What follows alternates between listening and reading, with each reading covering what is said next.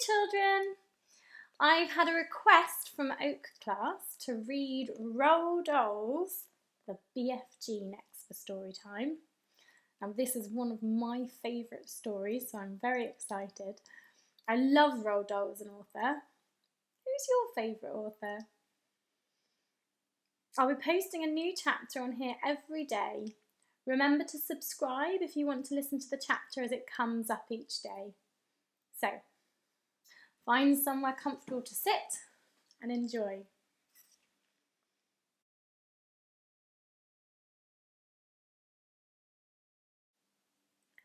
The BFG by Roald Dahl.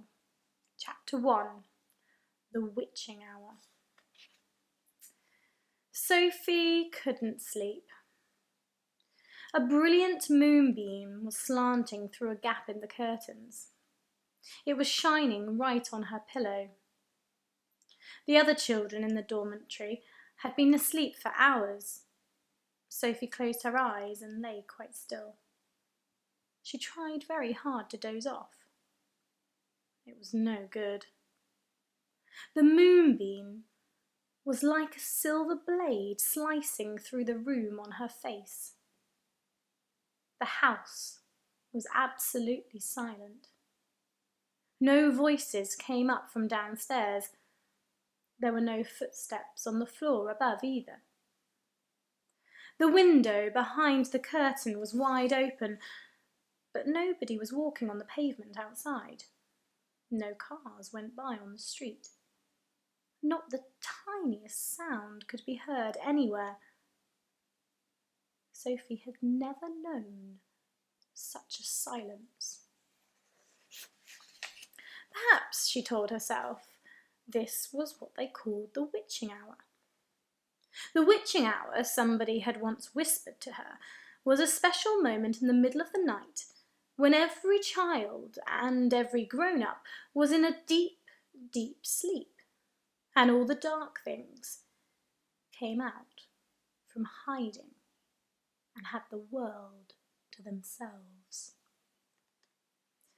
The moonbeam was brighter than ever on Sophie's pillow.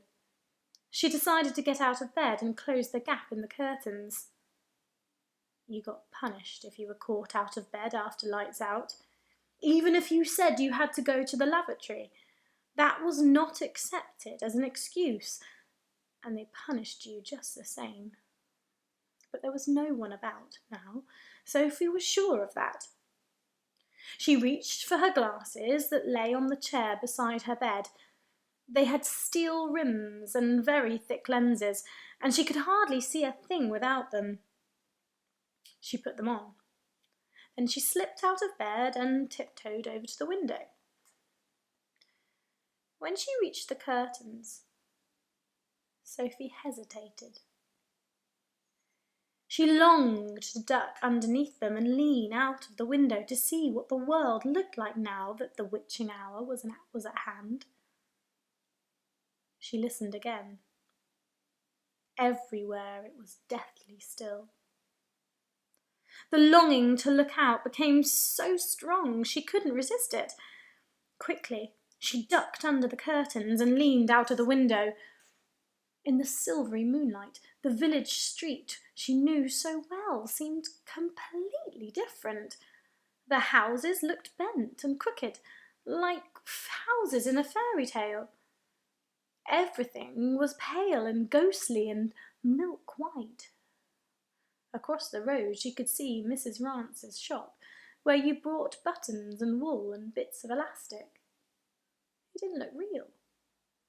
There was something dim and misty about that too. Sophie allowed her eye to travel further and further down the street.